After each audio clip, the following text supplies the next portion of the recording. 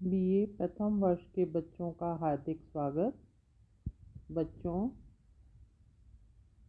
पिछले कालांशों में हमने हिंदी साहित्य का इतिहास से संबंधित जो है अध्ययन किए थे। मैं अलका जैन, राजकीय महाविद्यालय किशनगढ़ से। बच्चों, अब हम आपके प्रथम पेपर प्राचीन काव्य से ढोला मारू से शुरू करेंगे। कवि ढोला मारू की जो है कथा क्या है, ये हमें जानना चाहिए। ढोला मारू का दुआ जो है राजस्थान का बहुत ही प्रसिद्ध प्रेम कथा से संबंधित काव्य है। यह एक लोक गाथा पर आधारित लोक काव्य है, जिसमें ढोला मारवणी, जिसे मारू के नाम से भी जाना जाता है, उसके प्रेम का वर्णन हुआ है। यह प्रेम कहानी जो है बड़ी ही विशिष्ट है, जो व्यक्ति परख होकर भी सर्वत्र मानव भाव का प्रतिनिधित्व करती है, क्योंकि इसमें जिस प्रेम का वर्णन है वह अंतःपुर का एकांतिक प्रेम नहीं है,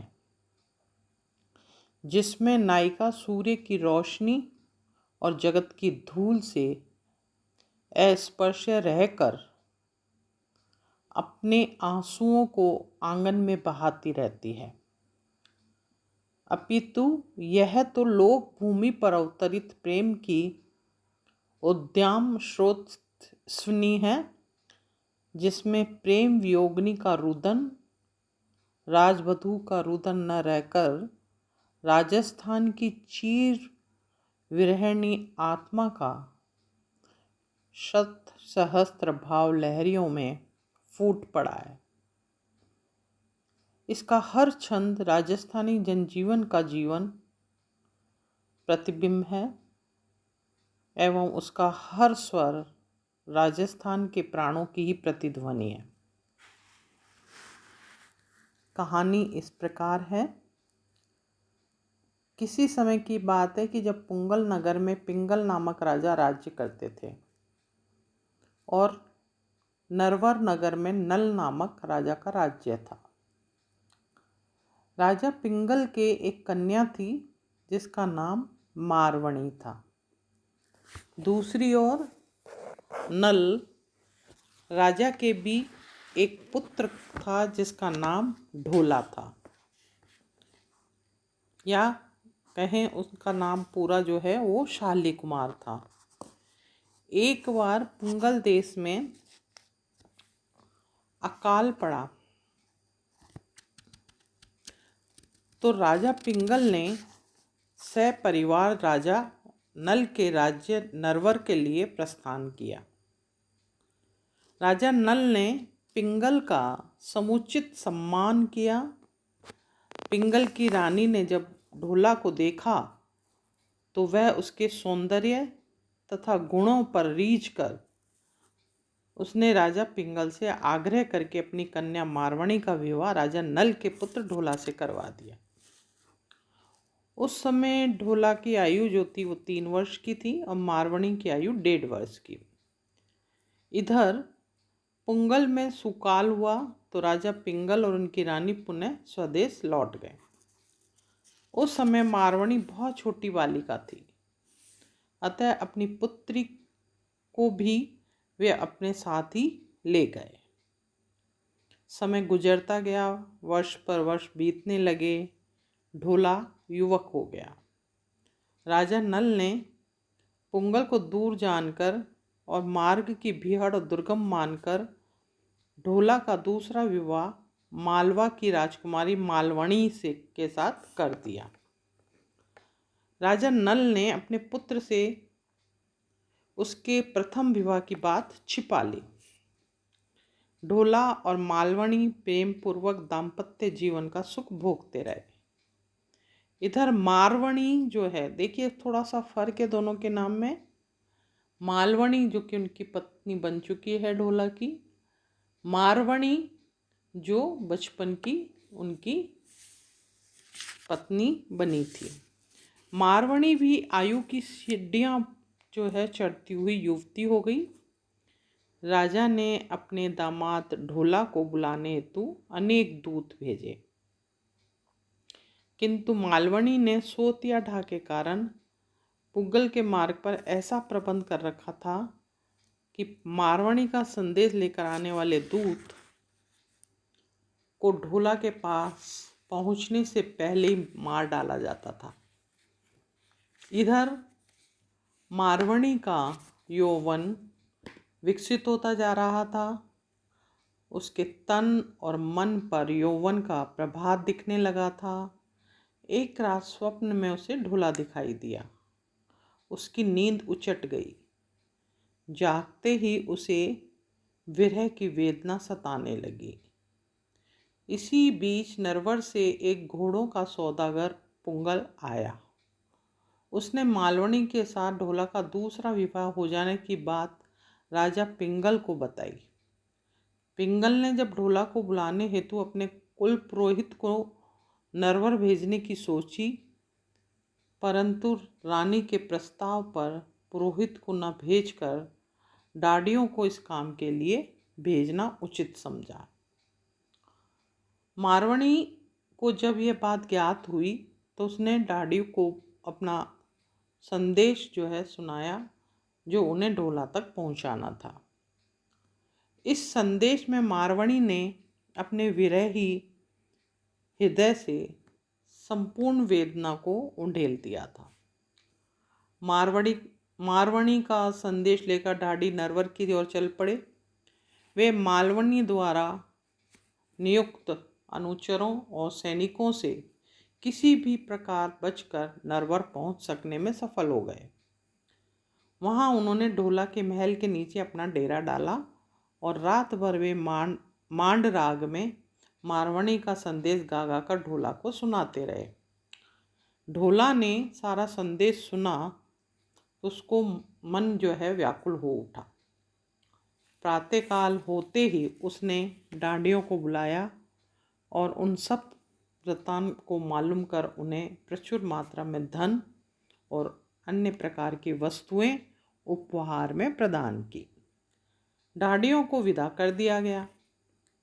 इस संदेश को सुनने के बाद ढोला के मन में मारवणी से मिलने की तीव्र उत्कंठा जाग गई। वह रात दिन मारवणी के चिंतन में लीन रहने लगा। चतुर मालवणी पति के मन को पीड़ा को भांप गई। ढोला ने भी तब उसे अपने मन की बात बताते हुए मारवणी को लिवा लाने हेतु स्वयं के पुंगल जाने की इच्छा प्रकट की, परंतु हर बार मालवणी उसे मना करती रही। इस प्रकार ग्रीष्म और वर्षा ऋतु तक ढोला रुका रहा। आखिर शरद ऋतु में आधी रात को मालवणी को सोती हुई छोड़कर वह पुंगल के लिए चल पड़ा। प्रस्थान कर समय ऊंट के बोलने की आवाज़ सुनकर मालवणी जाग गई। जब उसने ढोला को अपने पास नहीं पाया तो वह व्यथित हो उठी। उसने अपने शुक यानी अपने तोते को ढोला के पास भेजा ताकि वह उसे लौटा के ले आए, लेकिन शुक जो है, जिसका जो तोता है, वह चंदेरी और बूंदी के बीच ढोला को एक तालाब के किनारे दातुर करते पाया। शुक्र ने ढोला से कहा, मालवणी तुम्हारे विरह में मर गई है। परंतु ढोला सब बात समझ गए थे। उसे यह कहकर कि तू उसकी विधिवत अंत्येष्टि करना, वह आगे चल पड़े। तीसरे पहर उसने आड़ावली पहाड़, जिसे कि अरावली भी कहा जाता है, पार किया। मार्ग में ढोला को उमर सुमरा का एक चारण मिला तो उमर की ओर से मारवणी के साथ उसके विवाह का प्रस्ताव लेकर पुंगल गया था। परंतु अब निराश होकर लौट रहा था। उसने ईर्ष्यावश ढोला को बहकाया, मारवाणी तो अब बूढ़ी होने लगी है, तुम वहां जाकर क्या करोगे? यह सुन ढोला का मन खिन्न हो गया और उसने विरक्ति से होने लगी। परंतु थोड़ी ही दूर आगे चलकर वह विशु नामक एक चारण से मिला, जिसने ढोला को मारवाणी के बारे में सारा वृत्तांत सही सही सुनाया। ढोला को चिंता दूर हो गई। अब ढोला पुंगल पहुंच गया। ससुराल में उसका बड़ा स्वागत हुआ। पिंगल ने आनंद महोत्सव मनाया गया। मारवाणी फूली न समाई। ग्रीष्म में जली हुई बल्लरी को मानो जैसे सावन की फुहार मिल गई। 15 दिन ससुराल में रहकर आनंद लेने के बाद ढोला विपुल दहेज, दास दासी, धन और मारवाणी के साथ नरवर के लिए विदा हुए। मार्ग में एक पड़ाव पर जब मारवाणी सोई हुई थी तो उसे एक पीवण सांप ने डस लिया, जिससे उसकी मृत्यु हो गई। यह देख ढोला विलाप करने लगा और चिता बनाकर उसके साथ जीवित जल मरने को उद्यत हुआ। उसी समय संयोग से एक योगी और योगिन उस मार्ग से आ निकले। योगिन के अनुरोध से योगी ने मारवाणी पर अभिमंत्रित जल छिड़क कर उसे पुनर्जीवित कर दिया। ढोला हर्ष से भर गया और दोनों ने आगे की राह ली।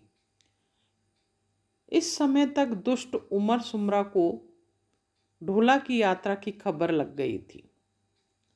मारवाणी का अपहरण करने की इच्छा से वह अपनी सेना सहित बीच मार्ग में आ बैठा। ढोला के आने पर उसने छल कपट का आचरण करते हुए उसका खूब सत्कार किया। ढोला उसकी बातों में आकर उसके साथ ठहर गया। उमर की सेना में मारवाणी के पीहर की एक ढूमनी थी। उसने अपने गीत से मारवाणी को उमर सुमरा के कुचक्र का संकेत दे दिया। मारवाणी ने कुछ समझकर ऊंट को जोर से छड़ी मारी, जिससे ऊंट भाग खड़ा हुआ। ढोला जब ऊंट को पकड़ने आया तो मारवाणी ने उसे उमर के षड्यंत्र की बात कह सुनाई। तुरंत दोनों ऊंट पर सवार होकर चल पड़े और कोसों दूर निकल गए। उमर ने ससैन्य उनका पीछा किया, परंतु वह विफल रहा। ढोला और मारवाणी दोनों सकुशल नरवर पहुंच गए। धूमधाम के स्वागत के साथ दोनों को महल में पहुंचाया गया। जब ढोला, मारवाणी और मारणी तीनों सानंद जीवन व्यतीत करने लगे। सपत्नीक परिहास में एक दिन मारवाणी ने मारवाड़ की निंदा की, उत्तर में मारवाणी ने मालवा की निंदा की और मारवाड़ की प्रशंसा की। ढोला ने मरु प्रदेश की प्रशंसा कर कर मारवाणी का मन रखा। इस प्रकार अपनी दोनों पत्नियों के साथ वह प्रेम पूर्वक गृहस्थ जीवन का सुख प्राप्त करते रहे। बच्चों, अक्सर प्रश्न उठता है कि ढोला मारू का रचना काल क्या है। ढोला मारू का धुआ नाम से ये रचना जो है निर्मित हुई थी। इस ग्रंथ में इसके रचना काल का कोई भी साक्ष्य नहीं है। वाचक कुशल लाभ ने इसे अपने ढोला मारवंडरी चौपाई में इस रचना को 1571 में दिया।